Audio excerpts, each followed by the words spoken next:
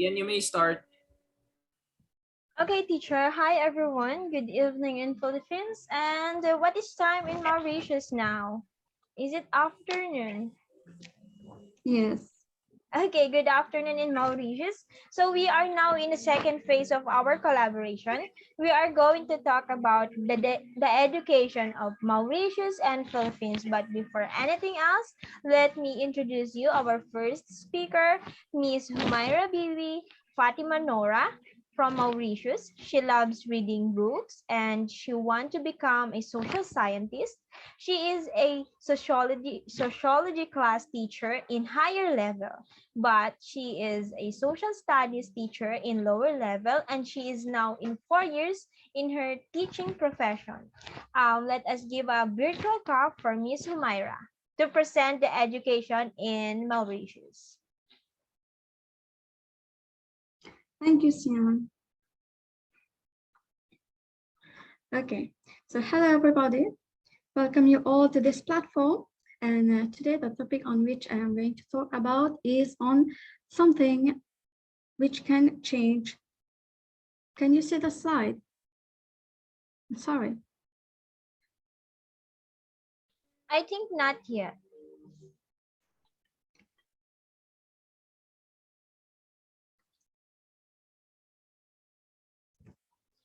Miss Humaira, are you sharing now? Yes. But we cannot see the share screen. Yeah, it's sharing now. Thank you, Miss Humaira. Okay. So I'm going to talk about something which can change someone's trajectory life, that is education. So I am going to present to you the historical development of the education system of my island, which is Mauritius. This is the table of content, which gives an overview of the presentation. Moving to the next slide. Hello, Mauritius education. Okay. Yeah, sorry. I think it's still loading. Sorry to cut you off. Miss Humaira, you are sharing, but the screen is blocked. It's unblocked.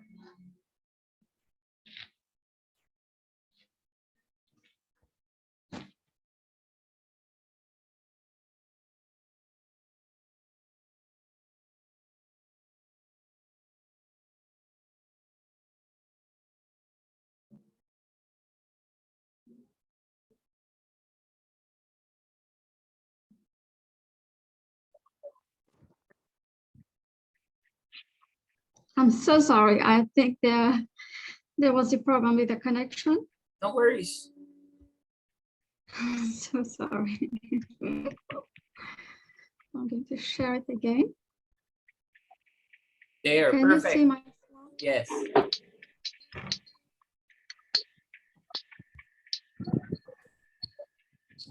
Okay.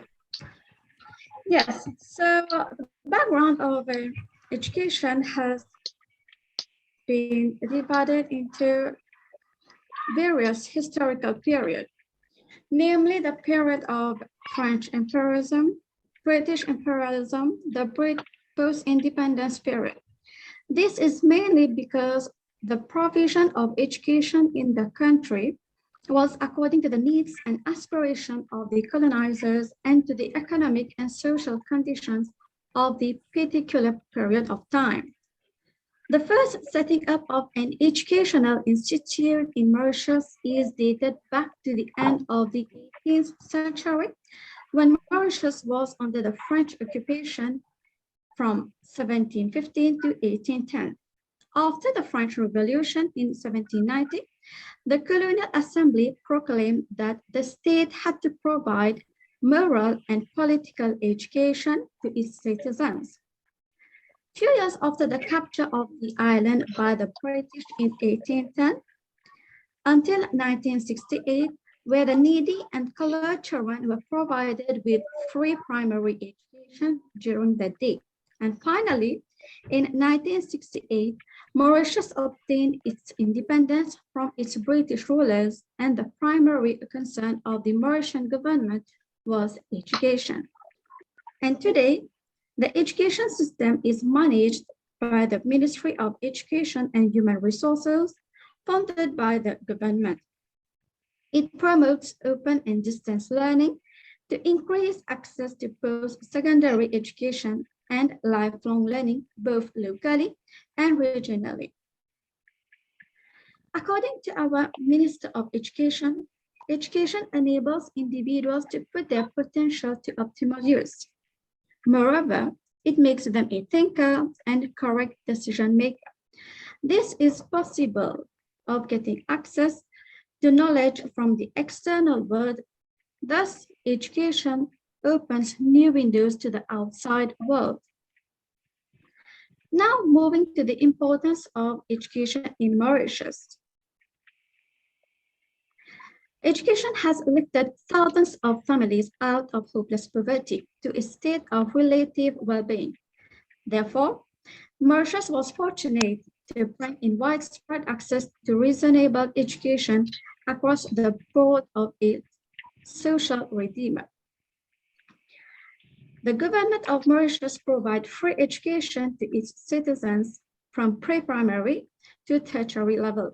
Getting educated wasn't merely for passing exams in the first stage, but Mauritius is challenged in this new context to shift the focus on developing a lifelong learning process, adapting the individual's skills and resilience to constantly changing external conditions by inculcating competence along with good character.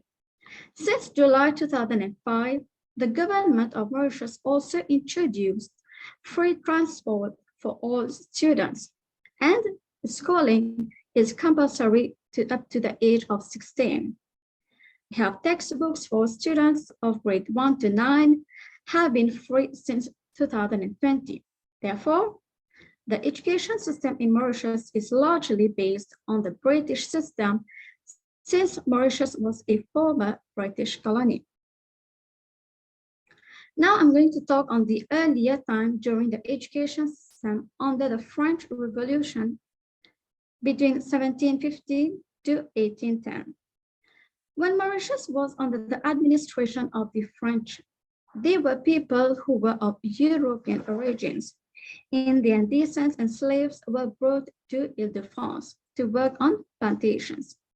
They intended to establish schools in the colony in collaboration with the Order of Saint-Lazare in Paris and the Catholic Church to provide educational services for the children of the settlers. The early years of the French rule main objective was to establish a sound economic base on their island. Therefore, even though a treaty was significant to provide educational services to the French colonists, was signed with the congregation with Saint-Lazare. During the French period in Mauritius, official administrative communications and learning at school took place in French language. Only the elite were educated through the formal education provided by only educational institutions. Under the French imperialism, the population was allocated in a free-tier system comprising of the plantation, the middle-class stratum, and the labor force. Now, the development of education system during the French colonization. Education became a subject concern of both administrators and the settlers after the island became a crown colony in 1767. During the French colony, education was not considered as important for others as their children was sent to the French metropolis. Later on, in the late 18th, the educational provision was made under the impact of French Revolution to maintain the official Catholic faith for the children of the settlers. The Catholic Church catered for the elite rather than for the mass of slaves. There was hence a differentiated system of schooling with no provision of education for the slaves. Around 1967, the first school to be opened was l'Abbé Chalon, and followed by l'Abbé Quinlan in 1778. This was proposed by Governor Raymond de Broglie and by Saint-Lazare. Around 1790, the French colony recognized the need for the moral and political education for the Mauritian citizens known as the National College.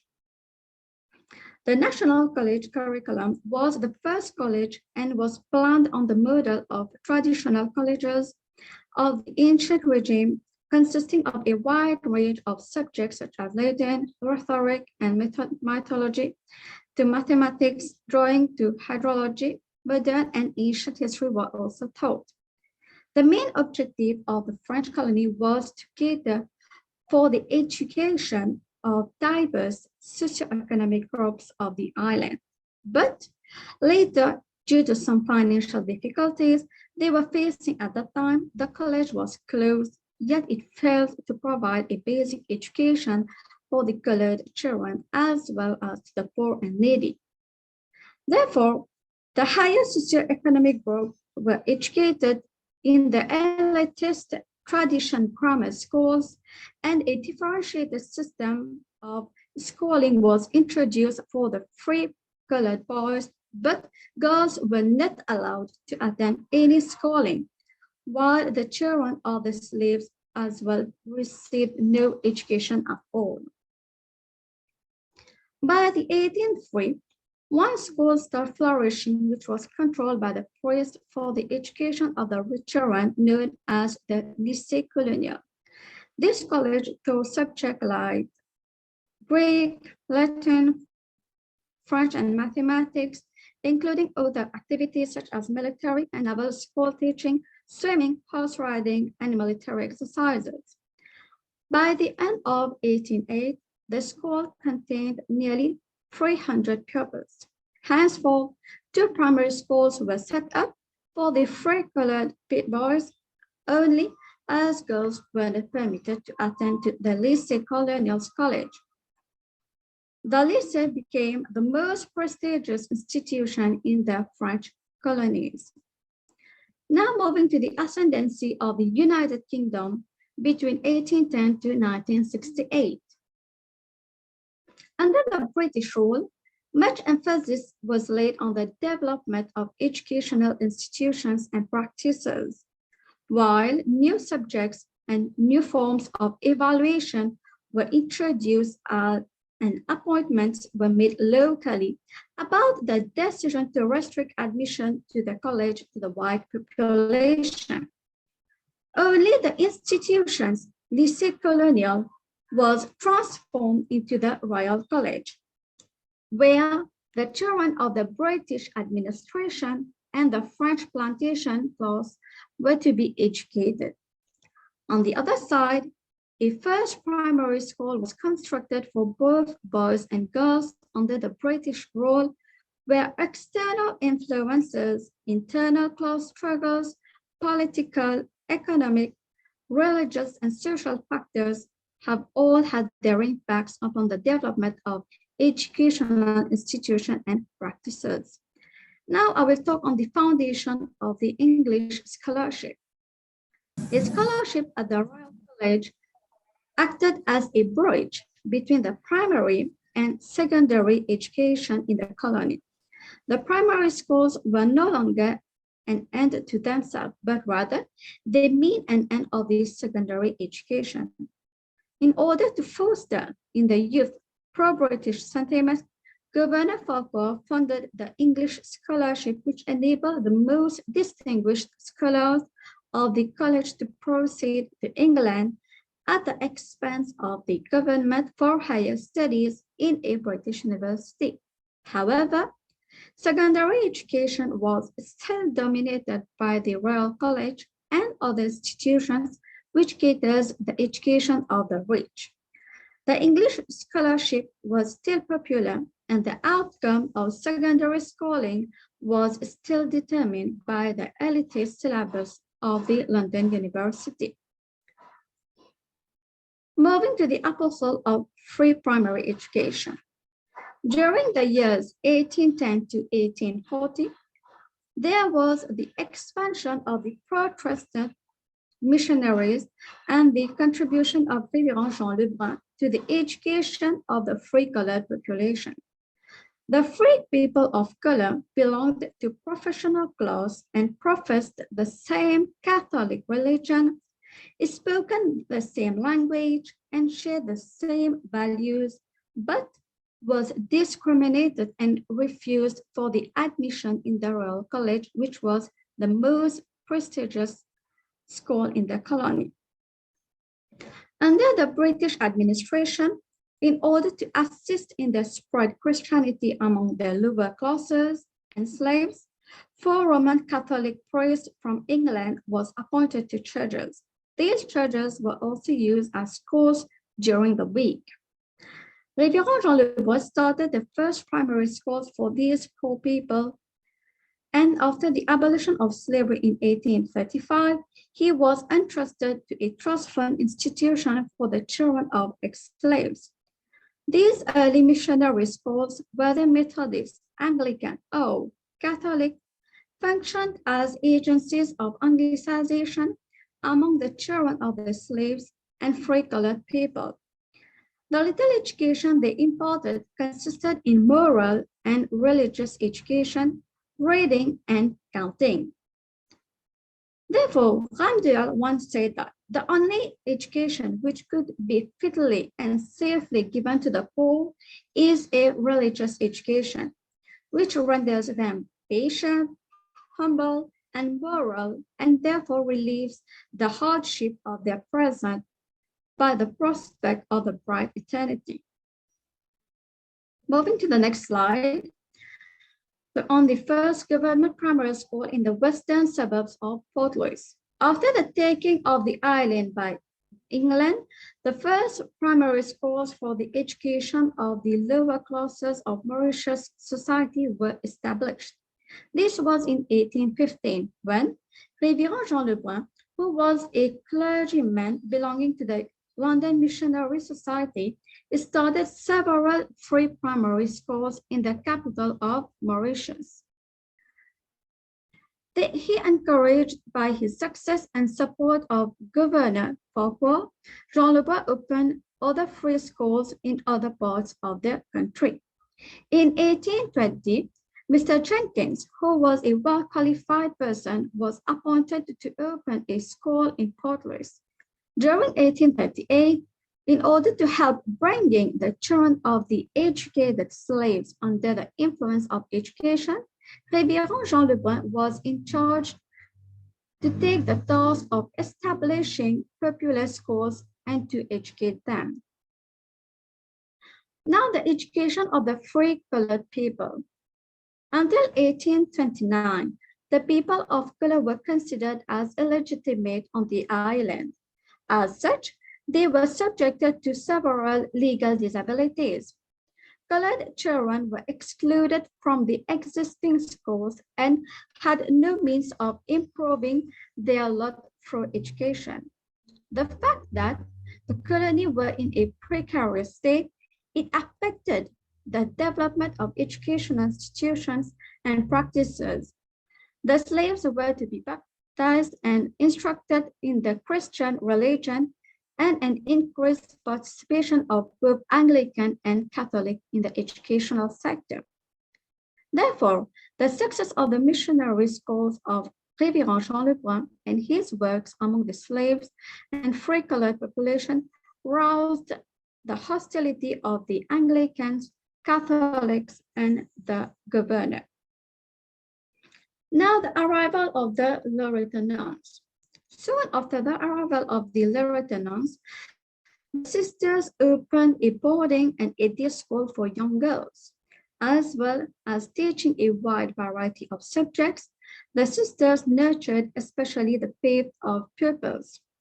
The Loreto sisters in Mauritius are still very much involved in education.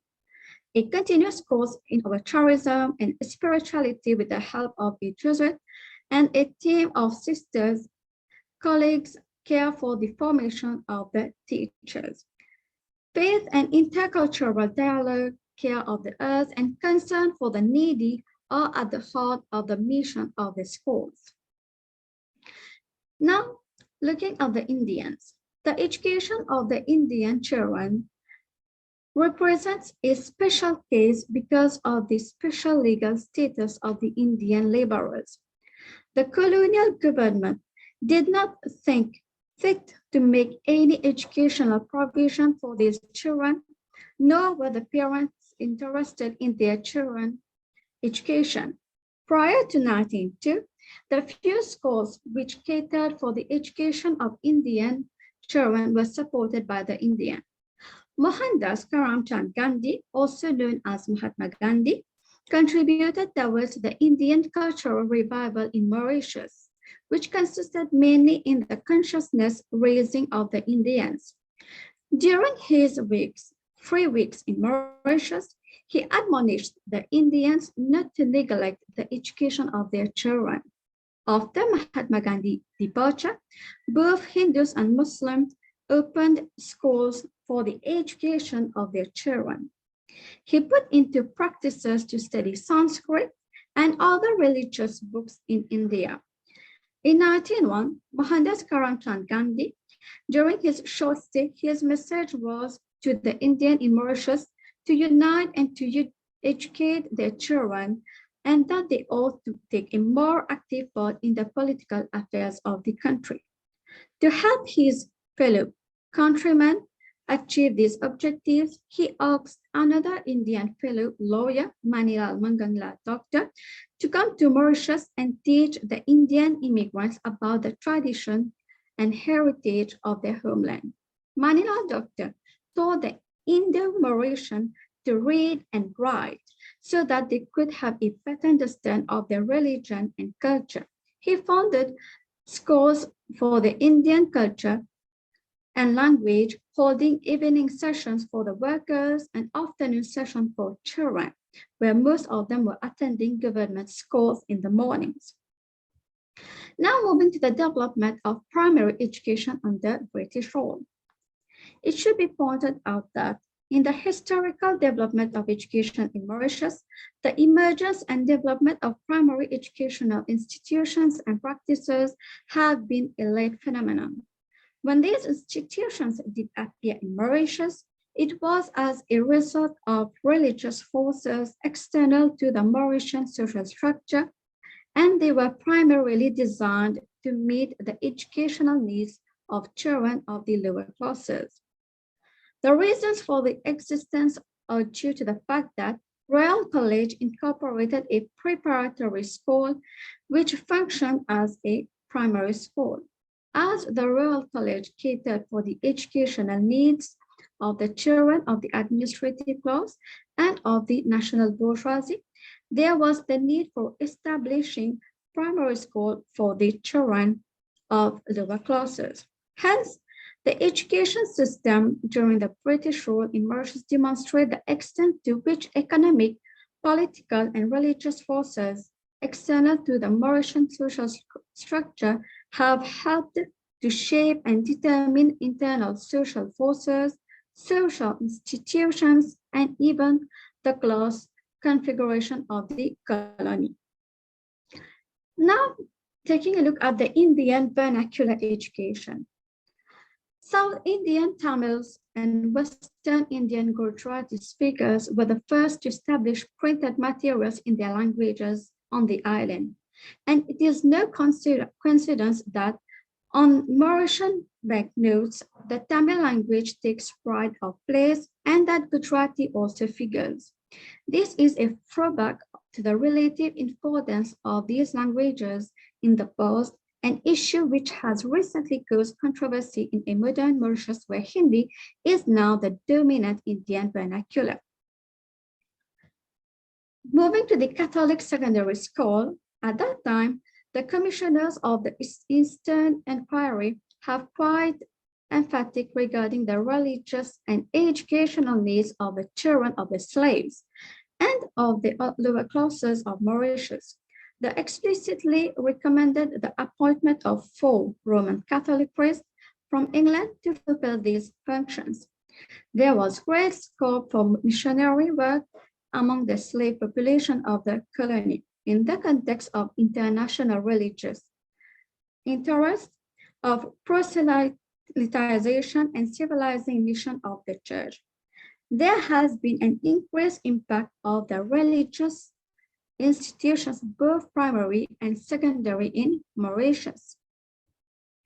Ramdell points out that Roman Catholic aided school is revealing as to the Roman Catholic authorities' attitude towards technical and agricultural subjects. During 1875 to 1940, there were 57 grant-aided schools who received grants from the government and donations from private individuals. The government offered subsidies to the denominational schools to admit children from different social groups. The influence of the Catholic Church became stronger with a school curriculum dominated by religious instructions. Now, educational development in the 1941. In 1941, the educational system of the colony was responsible for the general progress and development of such system. It ensures the proper trainings of educators. The future educational developments should be designed to secure the health and physical training of students, the more effective teaching of English and the spread of English language in the colony, and finally, the adequate measures were adopted for the education of girls. Therefore, the interest of Mauritians in education grew steadily and soon became a much sought after commodity. In addition, the education system was gradually reformed at that time, where both Indian children received no religious instruction, while the children of Christian faith had daily religious classes. In 1944, the Church of England Authority allowed both the Hindu and Muslim children to learn about their respective religions, even though they were attending the Roman Catholic institutions. The education system was for the first time given an organized structure. During the war period in 1944, the education system was confirmed, consolidated, and amended. The establishment of all educational institutions, including the Royal College and Royal College schools. All government schools and all aided primary schools were open to pupils of any race or religion. Now moving to higher education for girls in the colony. The Mauritian social structure has definitely influenced the establishment, development, and management of educational institutions and practices in Mauritius. Therefore, a system of voluntary examinations by which the privilege of a free examination has been offered to all girls. That course comprised of English, French, arithmetic, geography, English and French history, and English and French literature as obligatory subject, and music, dancing, religious knowledge, Latin, algebra, physical geography, and needlework as optional subjects. The successful candidates ought to pursue higher courses for their studies at a girls' schools, recognized as one preparing for the examinations under the scheme for the higher education of girls in the colony. In 1899, the education was the cornerstone of the newly emerging educational system in the colony. And as the educational system expanded, the problem of educational growth and the admission necessitated various amendments. Now moving to the primary education under the British rule. Primary school received government subsidy for the first time in 1856. The introduction of the grant-in-aid system helped in perpetuating these educational institutions. The number had risen to 59. Nevertheless, The 1857 did not provide easy access to schools for the Indian and colored children. Education in the colony remained firmly under the state control. As a result of the introduction of grant aid system in the colony, primary schools until 1902 were decided into government and grant aid schools. Hamdel points out that for a long time, the history of secondary education in Mauritius has been mainly concerned with the history of Royal College. Prior to the French government, the Royal College was known as École Centrale du Lycée de Île-de-France. In the 1813, the French-English governor in Mauritius, Sir Robert Farquhar, confirmed the establishment of the Colonial College as a public school known as the Royal College. The college was run along the line of the public and grammar schools of England, and its curriculum reflected the elitist values. As it was a boarding school, it was strengthened by the public school rituals like prize giving, assemblies, sports, and games, and this type of school was attended by children of national bourgeoisie. Moreover, promotion of pupils from one class to another depended upon examinations conducted partly in England and partly in the colony. The examiners in England sent out examinations papers which were handed over the sub-examiners in Mauritius. During the year 1963, secondary education was mainly directed towards academic studies. The establishment of John Kennedy College in 1963 by Sir John Chauvelin marked a shift to technical and vocational education. The college was the first secondary institution to offer technical education. For the first time in Mauritius, a secondary school offered both technical and academic section. The school was first intended to give elementary instruction in woodwork to a certain number of boys selected from among the pupils of the primary schools of Port Louis. The colonial would easily set up a technical institute and a trade training center, but it would face considerable difficulty in building up the prestige of this new form of education. Now moving to education in post-independent Mauritius during 1968. The history of Mauritius under the rule of the Mauritius Labour Party, which came to power in 1968 until June 1982. There has been an increasing demand for a Western type of education in Mauritius, and throughout the years, various types of institutions and agencies ranging from informal, non-formal to the formal have been catering for the educational needs of the Mauritian communities.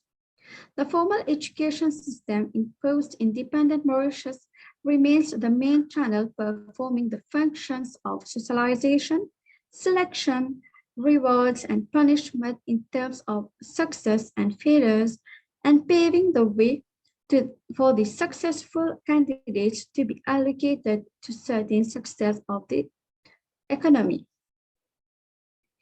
Mauritius consists of a 2+6+5+2 system of formal education.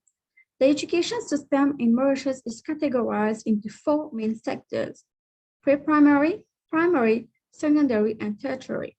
It is followed by 5 years of secondary education leading for the Cambridge International Ordinary Level, and a further 2 years leading examinations can also sit for international advanced examination.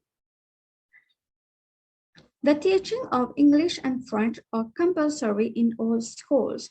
The students also have the option to learn any ancestral languages which are spoken in Mauritius, which include Arabic, Bhojpuri, Hindi, Mandarin, Marathi, Sanskrit, Tamil, Telugu, and Urdu, and other languages, which include Italian and Spanish. Now moving to the part of free education. Primary education in the colony continued to be dispensed by government schools and other aided schools run by different religious agencies. The introduction of a competitive system to be held at the end of the 6th year and also the introduction of the primary school scholarships linked the primary educational system to the secondary one.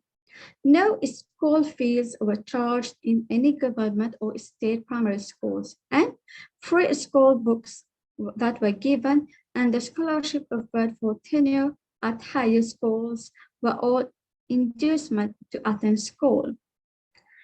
The introduction of education in 1899 has been crucial for the development, organization, and centralization of both the primary and secondary education, and hence, in Mauritius, instructions was to prepare regulation dealing with the primary education. Now moving to the Royal College, the educational institutions and practices have continuously served the international rather than the national interest in terms of an alternative form of development to solve internal social problems. Hence, the Royal College has acted as the main agency of social and cultural reproduction in Mauritius. The British rule put an end to the racial discrimination towards the free colored people and were admitted in the Royal College. In Mauritius, the Anglicization emerged as a policy with the introduction of British thoughts and feelings and to contribute to the diffusion of the English language. The main objective of the Royal College has been to furnish secondary instruction. Its only well-defined goal being the matriculation examination of the University of London. The indirect Anglicization of the Royal College was based on the introduction of cultural capital from the English metropolis aimed at consolidating the British position. Therefore, the Royal College provided for the youth of the colony a superior course of classical and general education. It also provided instruction for students in special subjects. The Royal College remained the model for all other secondary institutions, and it conserved its monopoly of granting English scholarship to its best students. In 1934, the Royal College Department headed, administered, and supervised by the government and grants in aid. Now, moving to the primary education since independence.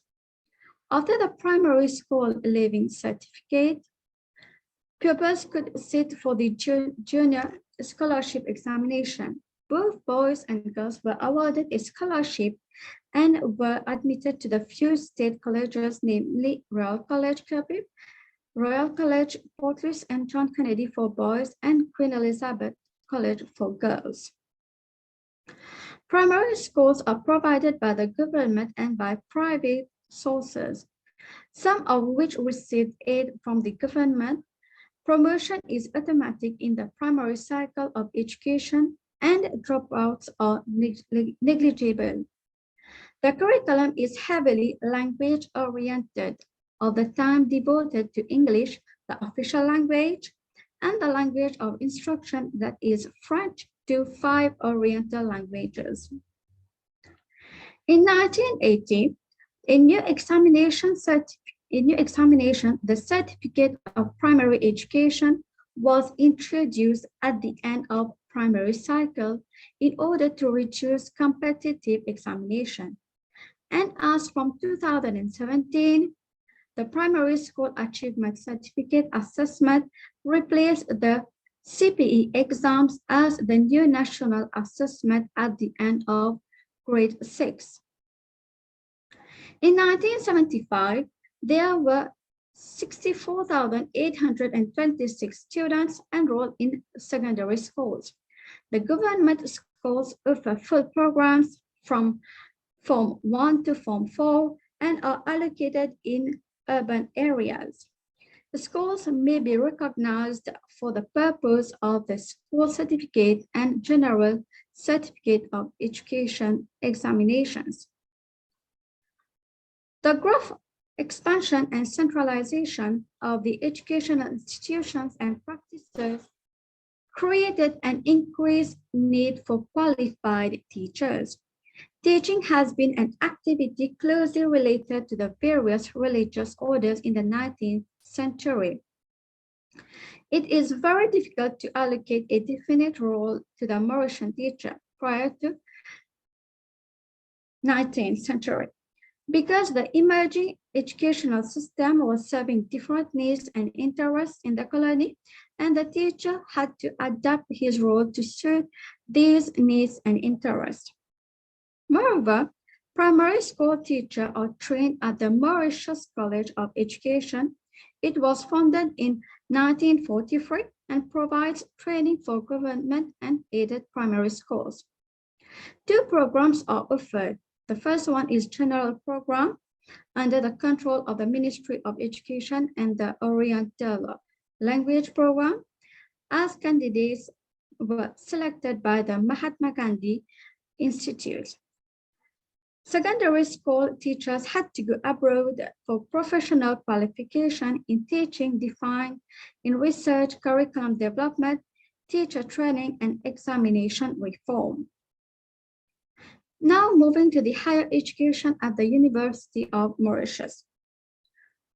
The University of Mauritius is the only institution which offers higher education of a non-academic. The University of Mauritius came into being in 1965. It was conceived with the needs of the island's economic development boldly placed by the forefront among the discipline in which higher education was and still to be provided. It consisted of different faculties, 7 different faculties. So, moreover, the educational development year planned for 1971 to 1975 was for a change in the quality and content of education, from its present academic emphasis to a more technical and vocational orientation at all levels in order to create a skilled and will meet the demand generated by prospective economic development. The main aim was free education for all children at the first level, opportunity for secondary and vocational training, a balanced curriculum which will include technical subjects and integrated science at all levels, and finally, equality of educational opportunity for all according to their educational potential. Technical and vocational education remained the Cinderella of the Mauritian educational system. The system continued to be examination-oriented, fraught with an academic curriculum dictated by the cultural needs of the Cambridge and London Board of Examination. Hence, the government attempted, through foreign educational aid, to diversify the academic secondary education by creating a handful of technical and vocational schools. In the Mauritian context, the children from the higher socioeconomic order and who attend higher status schools are endowed with cultural capital, whereas those who are poor and attended lower status school lack the cultural capital in order to decode the dominant cultural message. Therefore, the object of the university shall be to provide facilities for and to engage in teaching and research, and thereby to promote the advancement of learning and knowledge, and in particular to provide a university education responsive to the social, administrative, scientific, agricultural, and technological needs of Mauritius.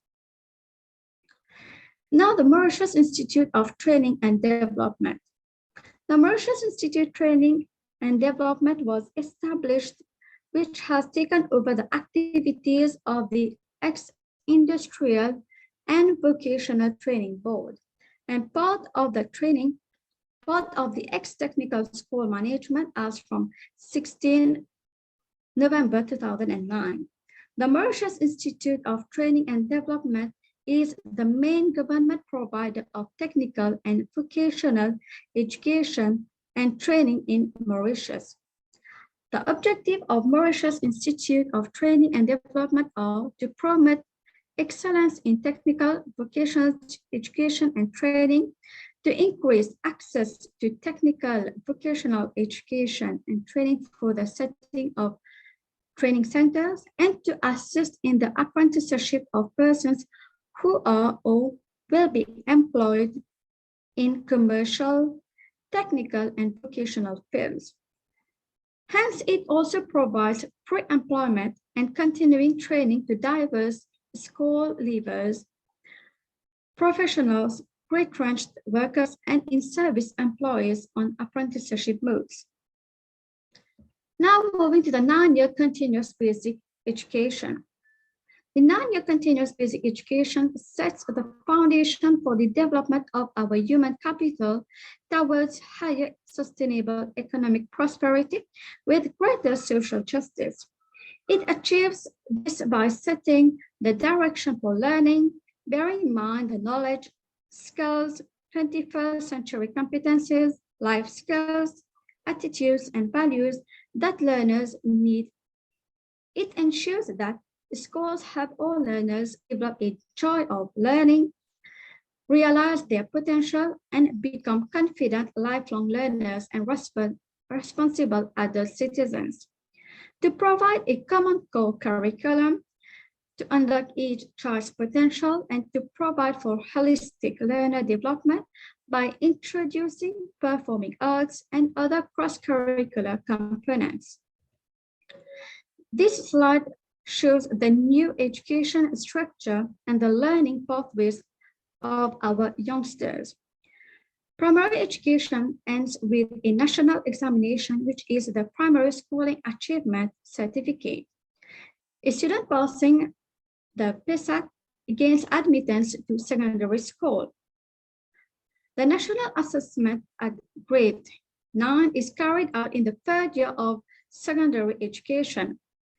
Various subjects are taught, which ends with a national certificate of education assessment, and as from Form 4, students are streamlined according to subjects they choose. At the end of the 5th year of study at secondary level, students sit for the Cambridge School Certificate Examination. Moreover, passing the SC exam allows them to continue another 2 years study, ending with a higher school certificate exam, followed by the post-secondary, where the students have the choice of either go for tertiary studies or polytechnic education.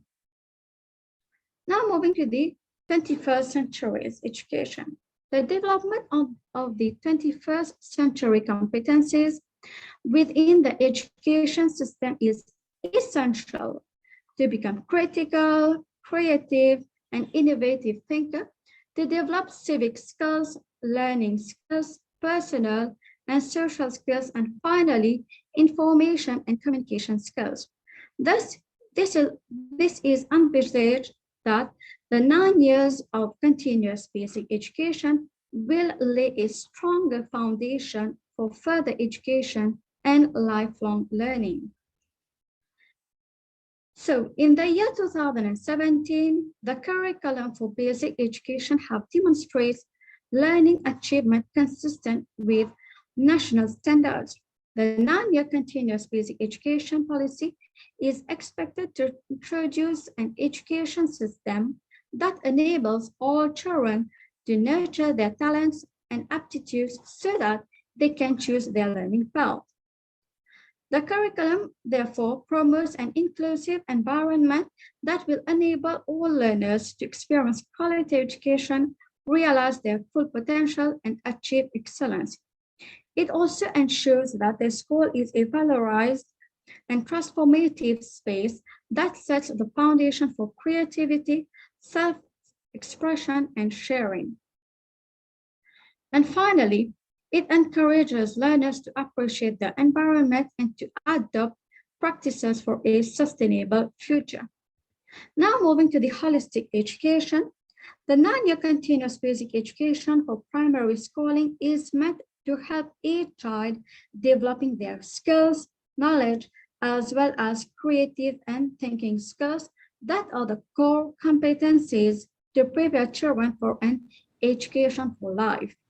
Holistic approach helps to cover the development of different learners such as cognitive, physical, emotional, language, and spiritual. The curriculum, therefore, aims at fostering the holistic development and personal growth of the child through the inclusion of arts, health, and physical education. Hence, schools also offer the opportunity for children to learn swimming. Now moving to the extended program, which takes place in the secondary school. Additionally, a differentiated curriculum will address the readiness, learning difficulties, ability level, and learning pace of the learners. The extended program places emphasis on helping each child regain the skills, love for learning in an atmosphere that redefines success by creating the right environment for learning in the classroom and the school at their own pace. The extended program provides a means to create adequate student and places emphasis to developing literacy, numeracy, and life skills, as well as students' creative and critical skills through subjects such as technology and the arts. This helps the learner to cater for specific needs, abilities, interests, and therefore their learning styles. Now moving to the Polytechnics Mauritius education. The Polytechnic Mauritius, established in 2016 under the aegis of the Ministry of Education and Human Resources. The main objectives were to serve the emerging needs for a qualified human resource of middle professional level. Programs at the Polytechnics Mauritius are dynamic and customized to the needs of the world of work. It focuses on different priority sectors of economic activity.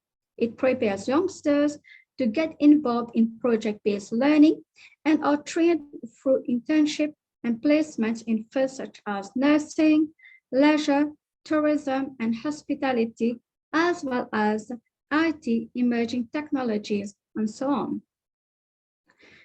Now moving on to the digital learning.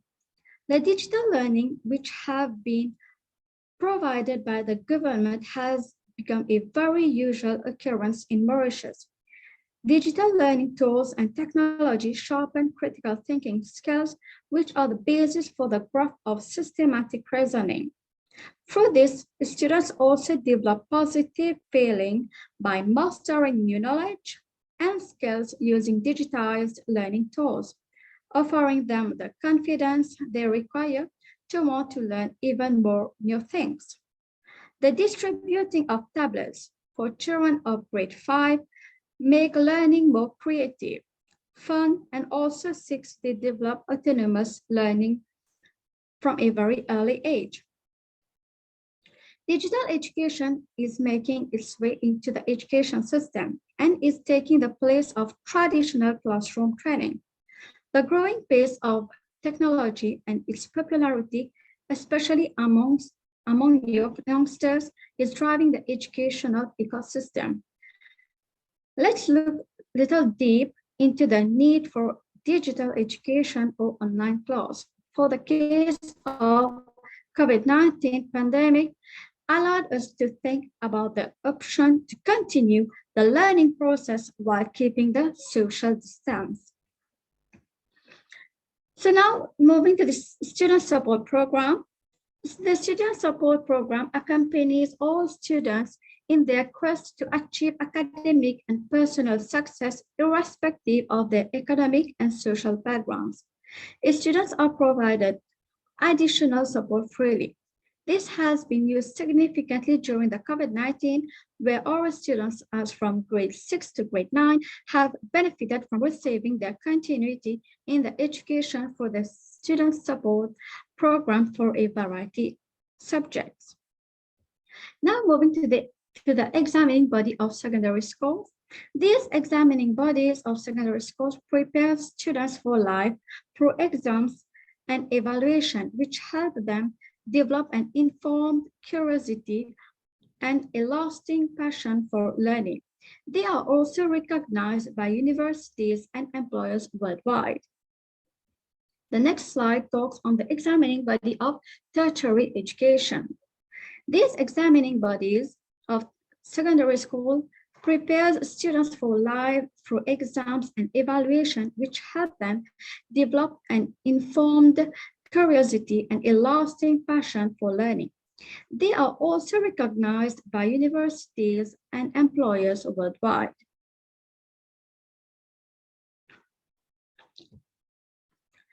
Okay. So after independence, our education system also provides vocational education. The government has undertaken to ensure provision of educational facilities to students till they reach the maturity age of 16 to enter the world of work.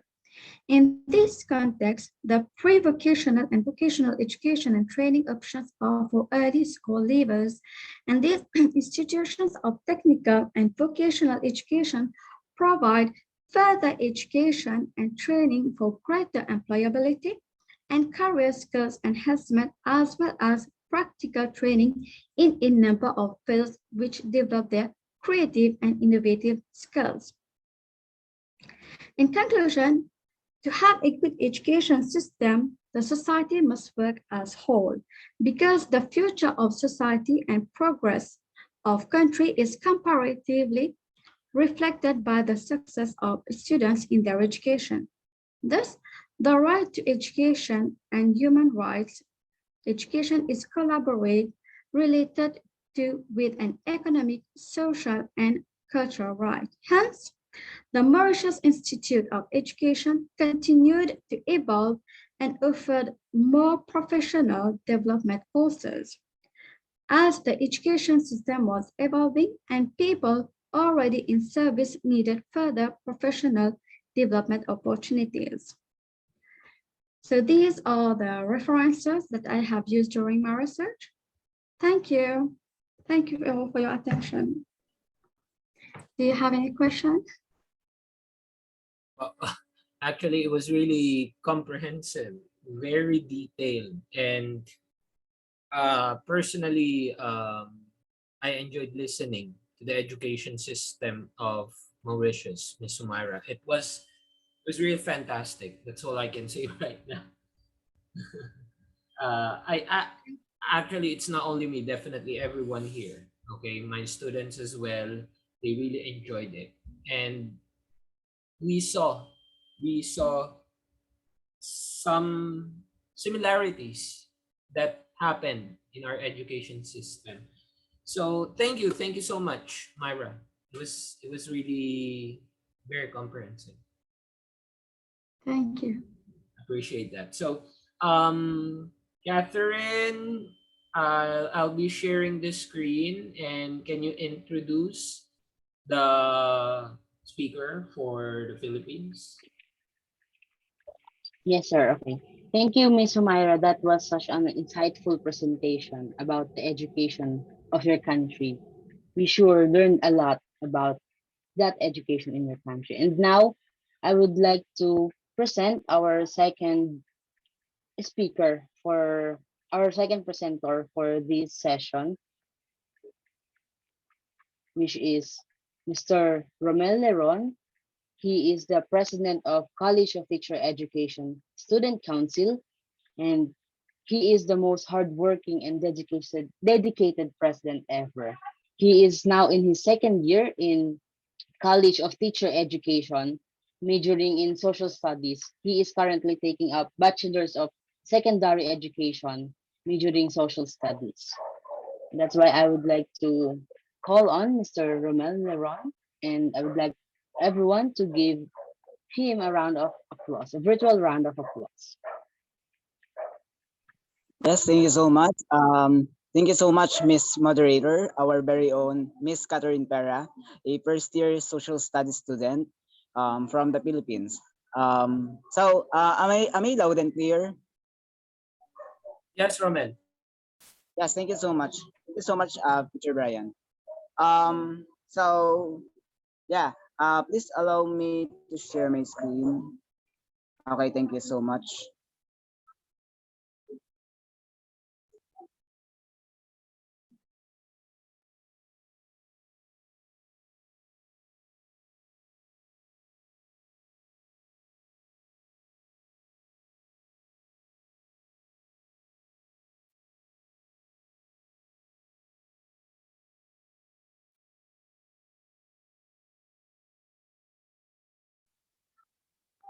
Okay, do you see my screen right now?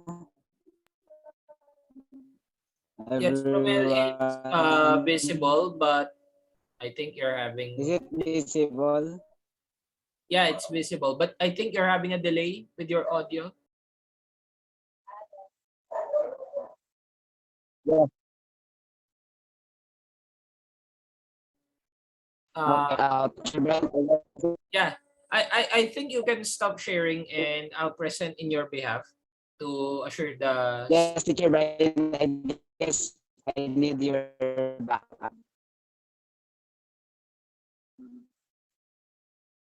I will close together gadget.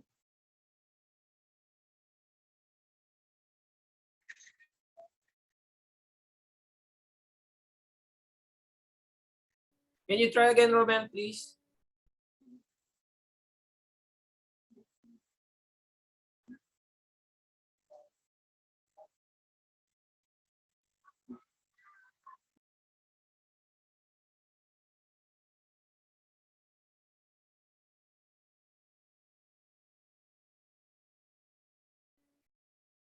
Okay.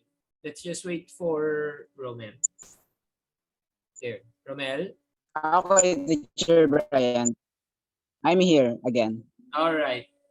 I think it's much more better. Okay. For this presentation, I would like to discuss about the education in the Philippines in normal situation and in the pandemic days. So, okay, next slide, teacher. So first, we will be discussed about education in the Philippines in the normal days. Yes, we all know that education is the best ticket of us to go to the future when we can catch our dreams, whatever it is or whatever we want for our future. And that is why we really need to study very well. And from that, I can share my experience. So I guess I will share the education first in the Philippines. Okay, next slide, Teacher Bryant. Thank you so much. Okay, as per or in accordance of the bylaws in the education of the Philippines, education in the Philippines is provided by public and private schools, colleges, universities, and technical and vocational institutions in the country. Funding for public education comes from the national government for the academic year since like 2017 and 2018, I guess.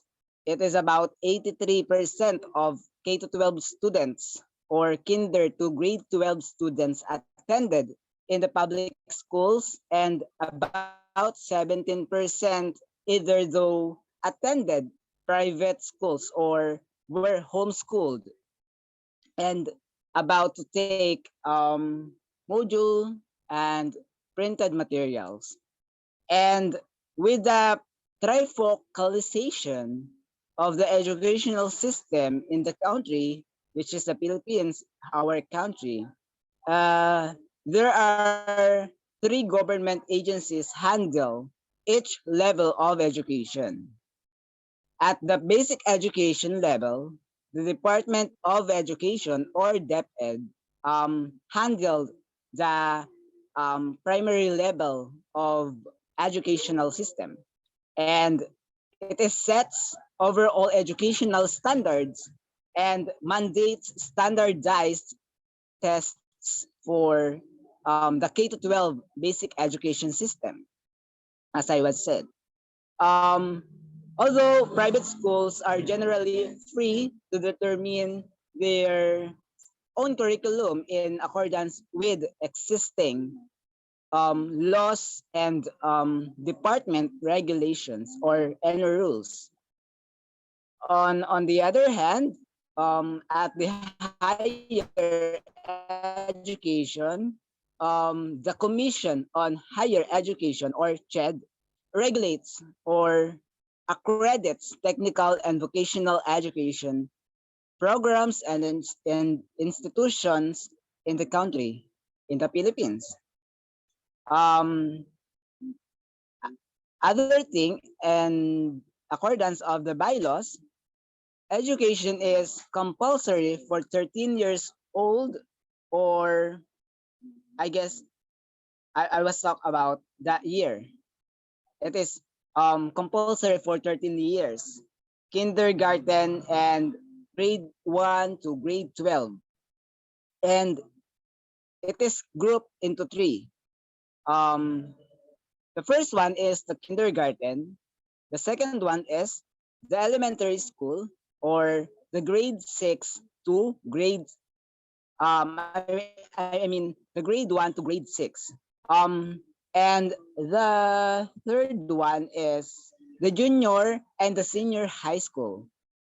It is classified in junior high school level and senior high school level. In the junior high school, it indicates or have the grade 7 and grade 10, or I mean grade 7 to grade 10, grade 7, grade 8, grade 9, and grade 10. And under the grade, or I mean under the senior high school level, it has or it indicates the grade 11 and grade 12.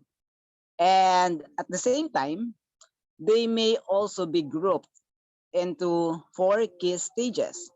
The first one is the kindergarten to grade 3.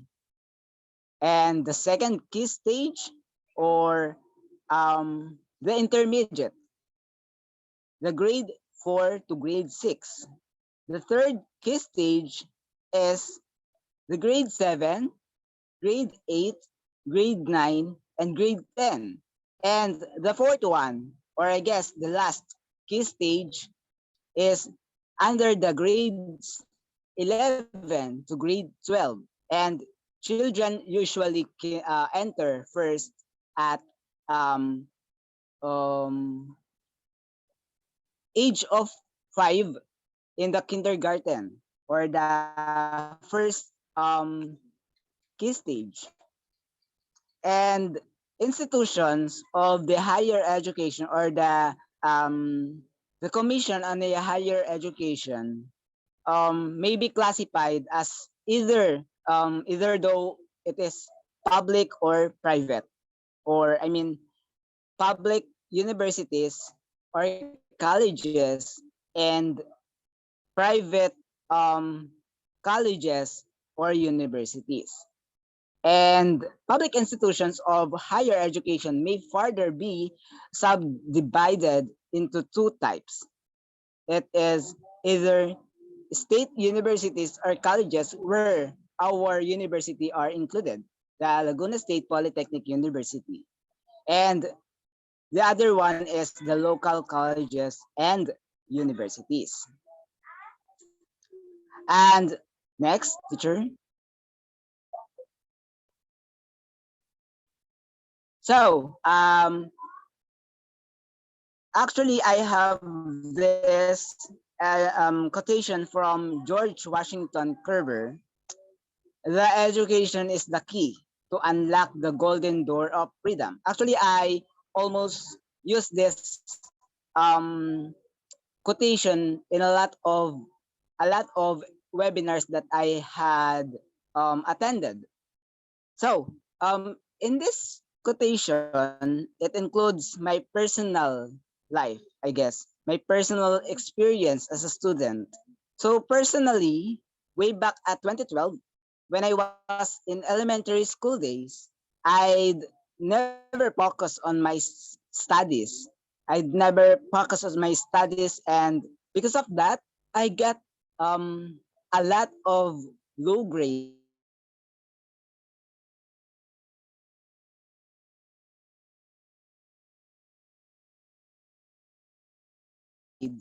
And at my end, I will not go to enter or college. And at 13, I am already at first year high school student.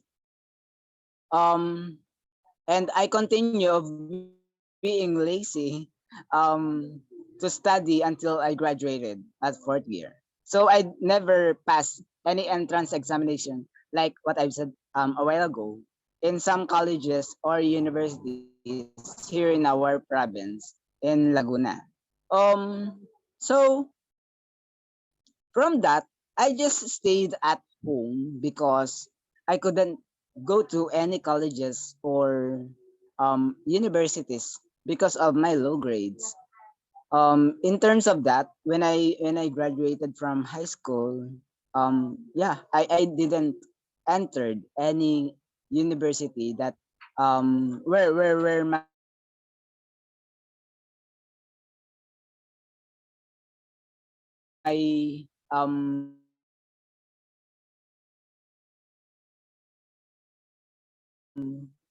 preferred course wherein I go to sleep, I always dreamed about participating in different activities. And so if I had just really improved myself, my education I mean if I had really improved myself and my education, I guess I would have gone to school like my classmates before.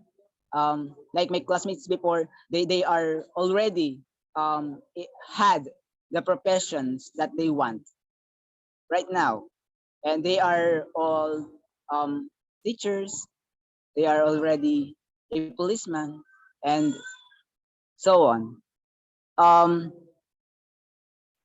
because I already know in myself that I also have my dream that I wanted to reach also like them. And so I encourage you all to bring ourselves to be free, like what the quotations want to say for us, and which is to make our dreams because it is free. All dreams are free, and we need to use our dreams to catch our future and to have a better future someday. And it was also 3 years when I stopped my studies. And because of that, I worked first that time just to make not to be wasted. And I want to help also my parents somehow. And here I am now. I am now a second year college student taking up the Bachelor of Secondary Education, major in social studies. It intakes a lot of histories, a lot of social studies itself, a lot of knowledge that is about politics, that is about um the environment. Also, the elections are about to come. And because I know that education is important for all of us, for each of us to teach our dreams. So I am here improving my studies, improving myself as a student because I have the freedom to dream and to reach whatever it is from the knowledge that we have and also from the education that we have. And that's why we need to consider that education is the key to unlock the golden door. Our brain, that is the golden door of our freedom. Also, I am so grateful to the quotation maker, George Washington Carver, for this. Thank you so much, George Washington Carver, wherever you are. And the next slide, I guess, is Teacher Bryant. Yes, Teacher Bryant.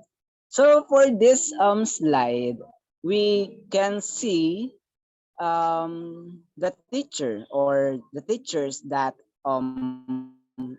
experiencing online class.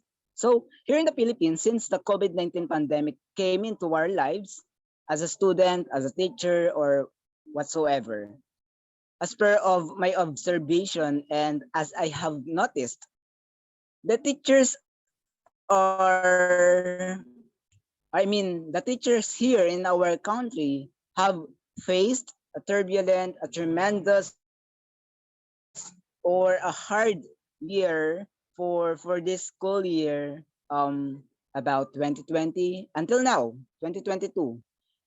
They are forced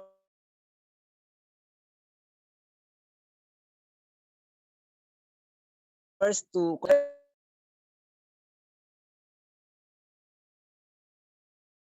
how technology can be used as a platform to learn and to teach their students, and also to the students to be learned. Um, and they need to engage in education during pandemic using the phones and also internet is very compulsory. And so the Department of Education and the Commission on Higher Education had made a way to continue the education, and also they continue to provide good quality education to our beloved students, to the students of this generation who are the future and hope of our nation, most especially of our world, the youth of um the youth of our hope. Yeah. So next slide, please, Teacher Brian. So yeah, in my gratefulness for our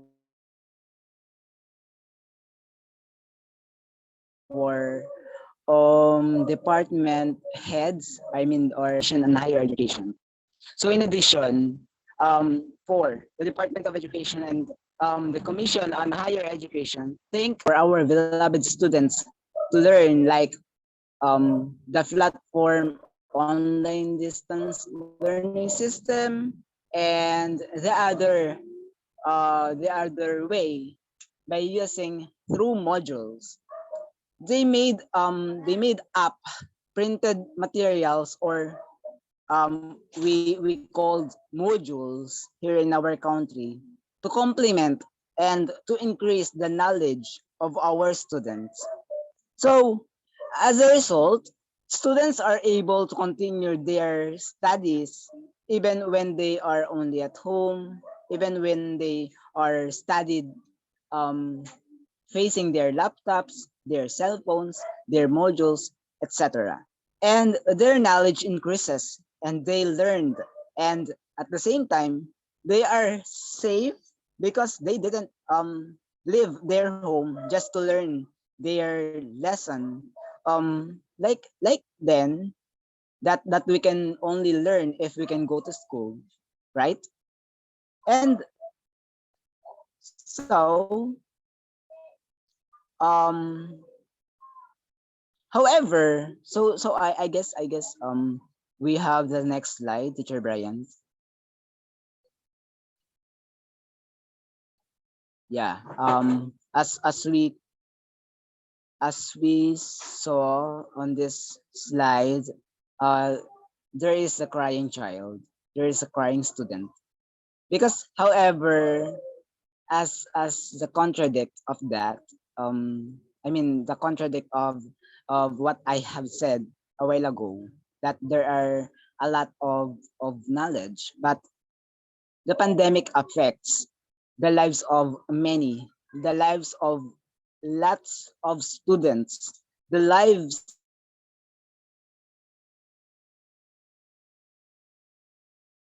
the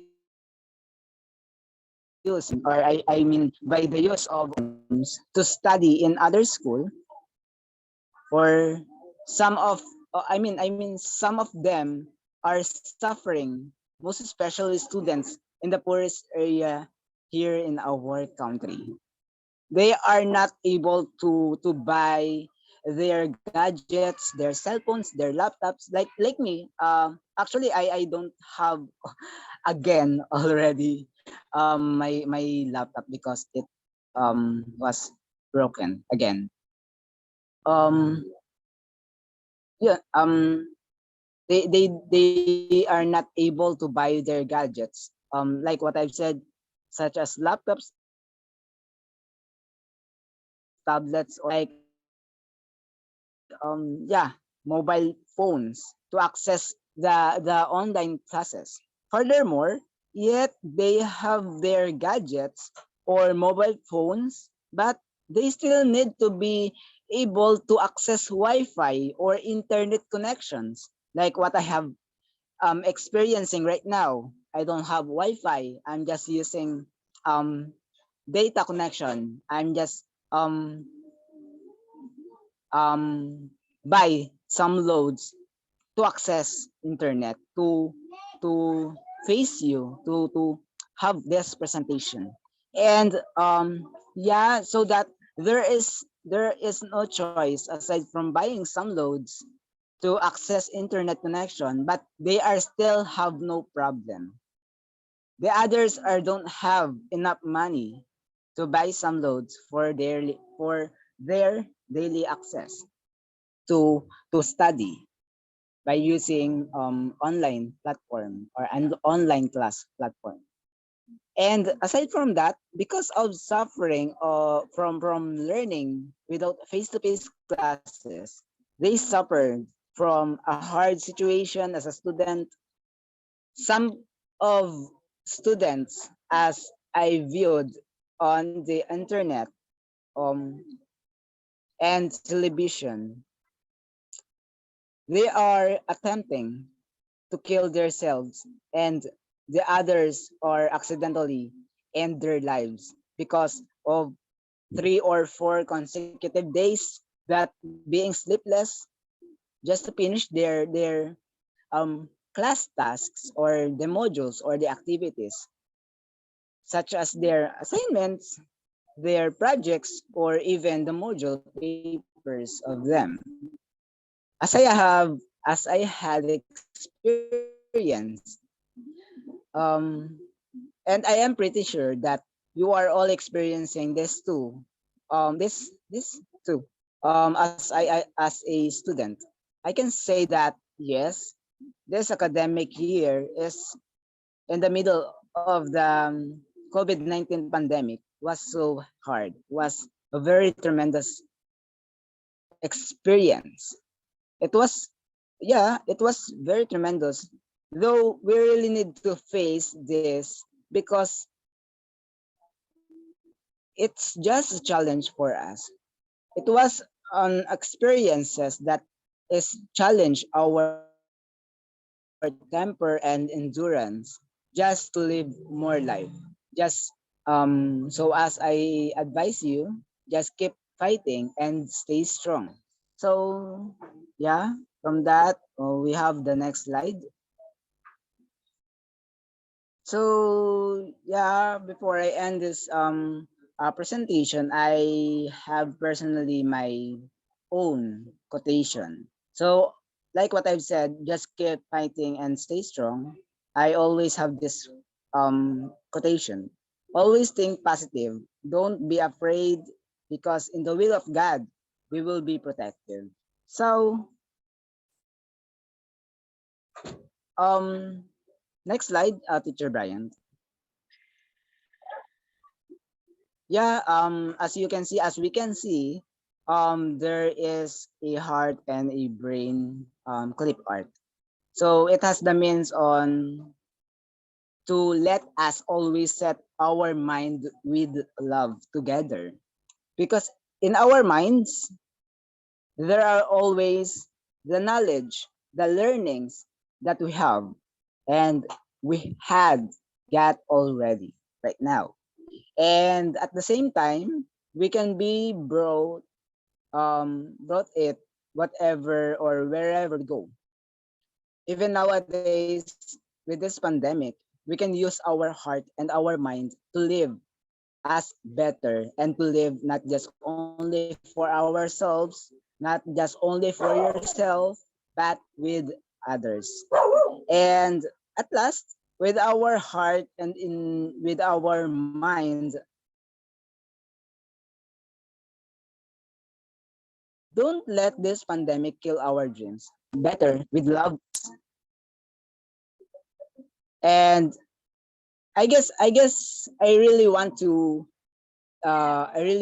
have I mean I guess I will we will have our world to get back in normal, making our ideas from into one another, to have a good class like then. And I just want to advise all of you here in this webinar or this collaboration by students of Mauritius, and also our very own students from the Philippines.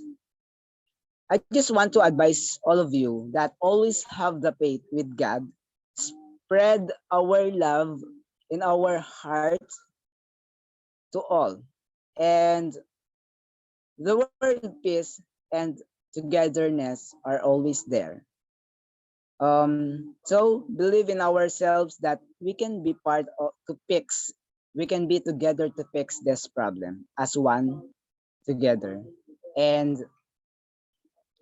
yeah, next slide, Teacher Brian. Thank you so much. Maraming salamat.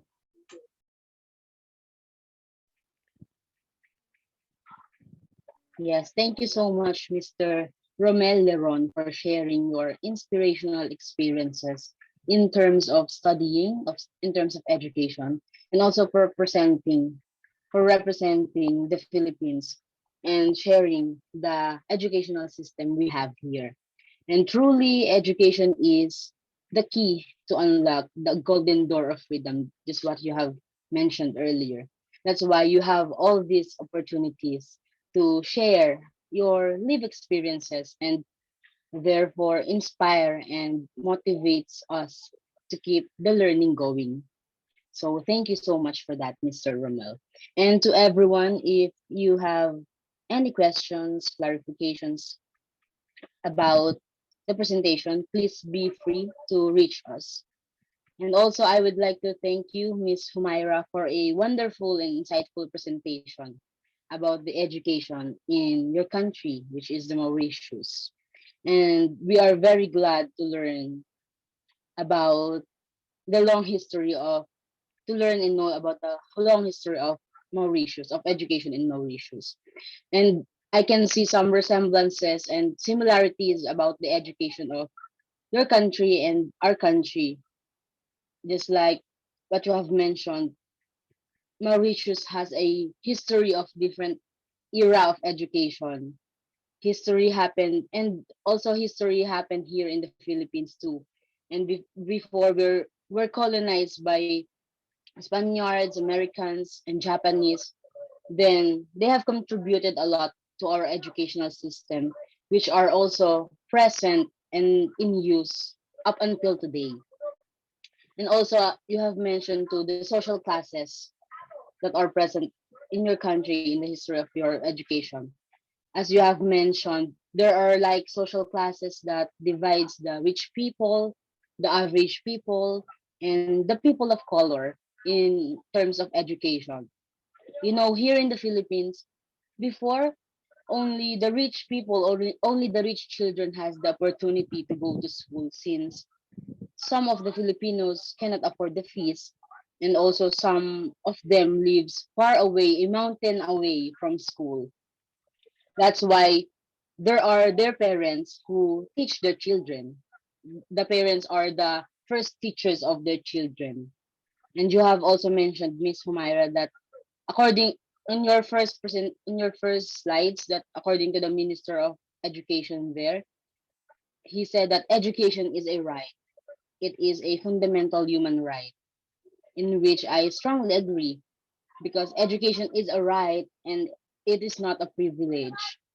It should be given to all children, because education promotes students their individual freedom, and it also solves a lot of issues in different aspects. And also, Miss Myra, I saw on your bio note that is presented earlier, that you are also a teacher, a social studies teacher. Actually, me too, and as well as Miss Sian and Mr. Romel. We are education students majoring social studies.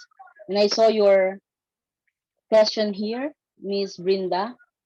How would the poor students be able to have an education despite the pandemic? And I think, Mr. Romel, would you like to answer Miss Brinda's question? Yes, thank you so much, Miss Moderator, Miss Catherine. So Miss Teacher Brenda, actually, um, poor students are still getting their studies right now by using, like what I've said a while ago, their modules, their printed materials. They are studied, or I mean they are study in public schools, and at the same time they will get their modules, and they can study very well by reading those modules, by answering those modules, and etc. Actually, Miss Brinda, we have here two modes of learning this time of the pandemic.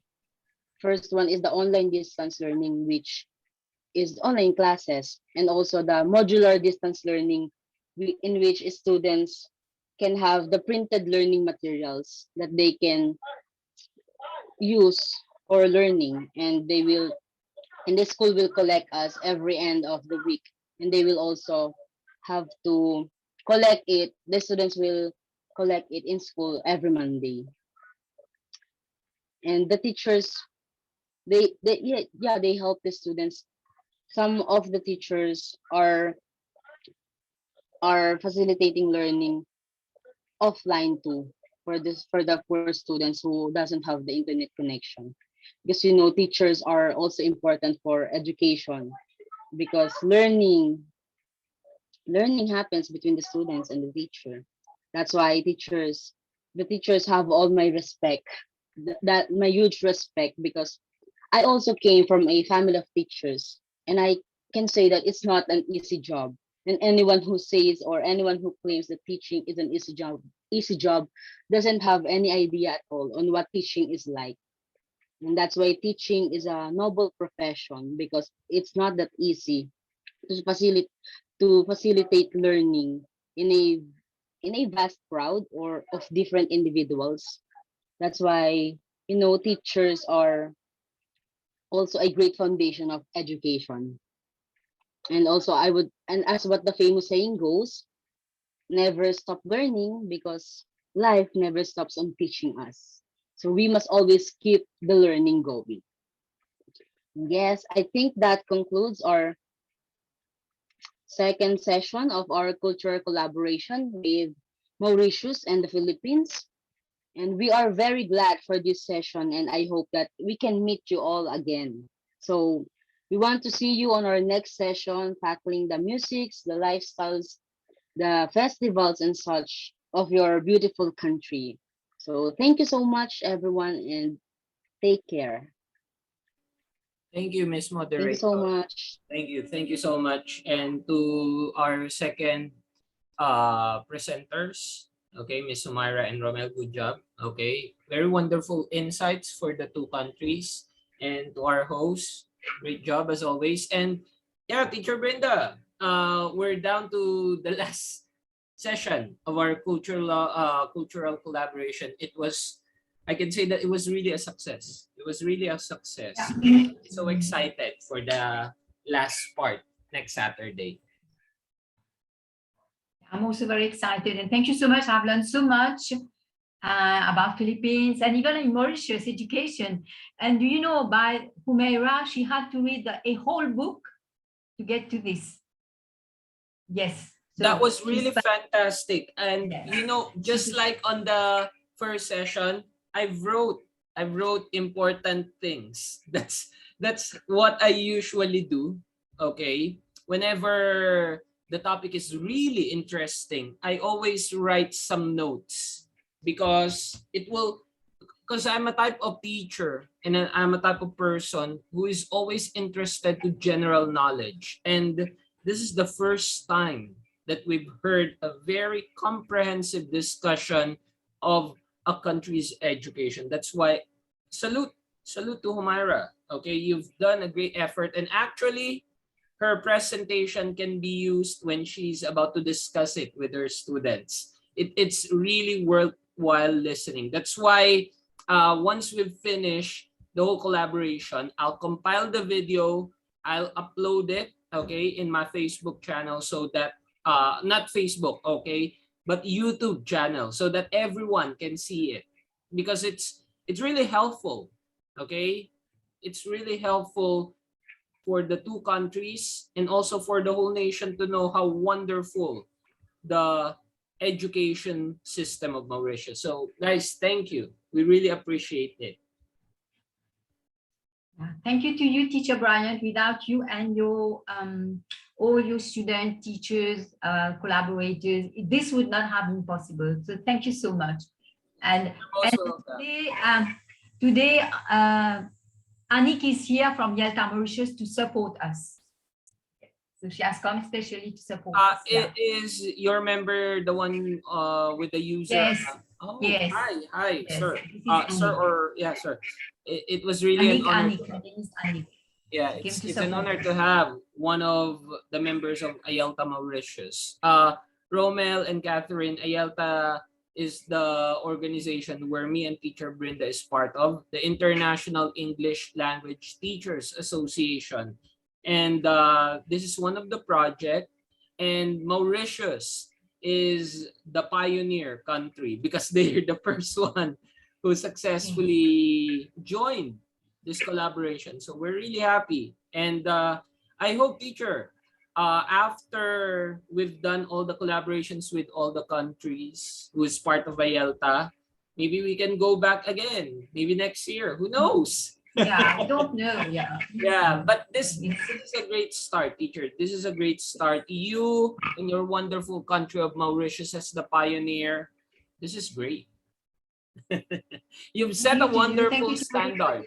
You've set a wonderful standard, Teacher Brenda. And you know, I have to thank the MIE, the lecturer, I've forgotten the name. He responded quickly and he sent free speakers. And then I had Eva also. So all the four of them. So they came quickly, you know, that they help us.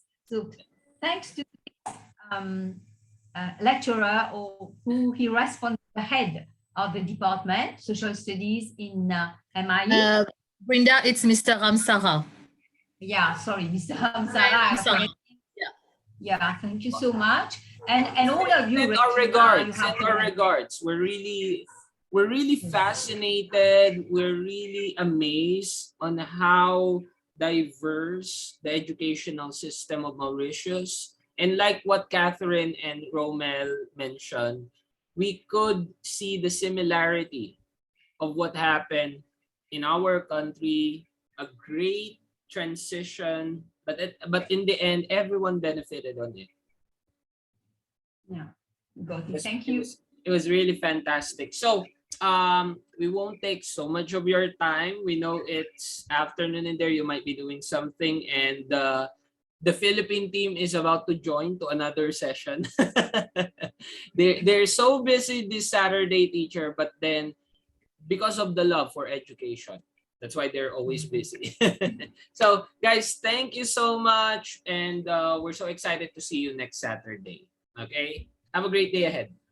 Bye-bye.